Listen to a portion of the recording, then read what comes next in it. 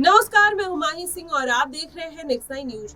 आज बात करने वाले हैं उत्तर प्रदेश की सियासत की। लोकसभा चुनाव में कई ऐसी पार्टियां रही हैं जिनको बड़ा झटका लगा। उस पार्टी में अगर देखा जाए तो अखिलेश यादव जिस तरीके से जीत का परचम लहराते हुए नजर आए, भारतीय जनता पार्टी जितना ज्यादा सीटें की डिमांड कर रही थी उतनी तो नहीं मिलती, बल्कि उससे आधी सीटें उसको प्राप्त होती है। वहीं देखा जाए तो स्वामी प्रसाद मौर्य की अगर बात करें तो स्वामी प्रसाद मौर्य भी ये चीज चाह रहे थे कि इस बार के लोकसभा चुनाव में 102 सीटें निकाल ले और जिसके बाद उनका जो वर्चस्व है वो बढ़ता हुआ नजर आए। लेकिन ठीक उसका उल्टा देखने को मिलता है। स्वामी प्रसाद मौर्य पहले मायावती के साथ में गठबंधन करने वाले थे। मायावती के साथ सीट को लेकर कुछ अनबन होती है और फिर स्वामी प्रसाद मौर्य अकेले ही चुनावी मैदान में उतर जाते हैं और उसके बाद कहीं ना कहीं पूरा समीकरण बदल जाता है। जी हाँ, कुशीनगर सीट पर मात्र 24,000 वोट स्वामी प्रसाद मौर्य को मिलते हैं। चंद्रशेखर आजाद रावण भी उनके प्रचार के लिए पहुंचते हैं, ओवैसी पहुंचते हैं, पल्लवी पटेल पहुंचती है, लेकिन उसका कोई खासा फायदा देखने को नहीं मिलता है।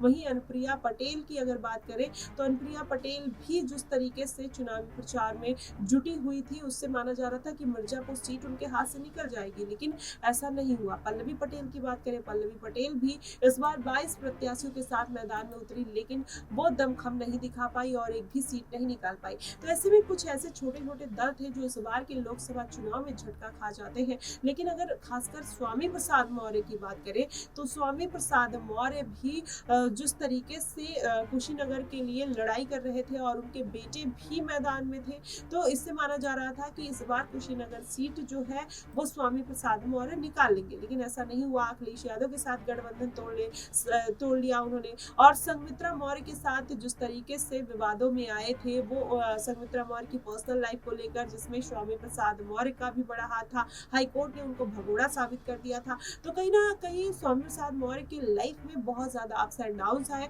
ऐसे में अब माना जा रहा है कि अपनी पार्टी से वो बेहतर प्रदर्शन नहीं कर पाए, इसलिए वो कोई बड़ी पार्टी का रुख कर सकते हैं। वहीं क्या वो पार्टी मायावती की होगी, क्योंकि मायावती के साथ स्वामी प्रसाद मौर्य ने 25 सालों तक काम कर लिया है। अब ऐसे में अगर एक बार फिर से दोनों आते हैं एक साथ तो जाहिर तौर पर दलित वोट बैंक को साधने का प्रयास कर सकते हैं।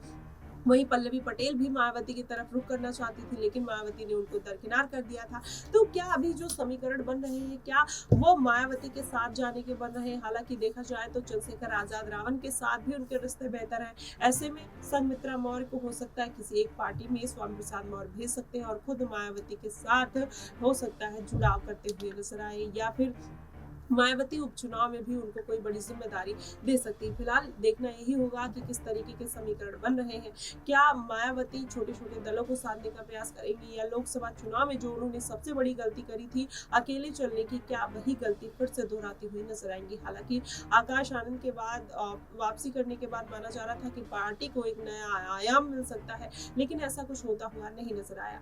क्या अब आकाश आनंद अपनी स्ट्रेटेजी बदलेंगे? क्या आजाद रावण के तर्ज पर चलते नजर आएंगे? ये भी बड़ा सवाल है। लेकिन हालांकि अभी स्वामी प्रसाद मौर्य की बात करें तो मायावती जल्द से जल्द हो सकता है उनको अपनी पार्टी में कोई बड़ी जिम्मेदारी देते हुए नजर आए। फिलहाल देखना यही होगा कि क्या इस बार मायावती अपनी गिरती हुई साख 1-2 सीटों को जीत कर दिखा पाएंगे, या फिर से लोकसभा चुनाव वाला हाल उनका देखने को मिल सकता है। आपको क्या कुछ लगता है? आप हमें कमेंट बॉक्स में जरूर बताइएगा। फिलहाल के लिए बस इतना ही। देश और दुनिया की तमाम खबरों के लिए हमारे साथ बने रहिएगा नेक्स्ट टाइम न्यूज पर।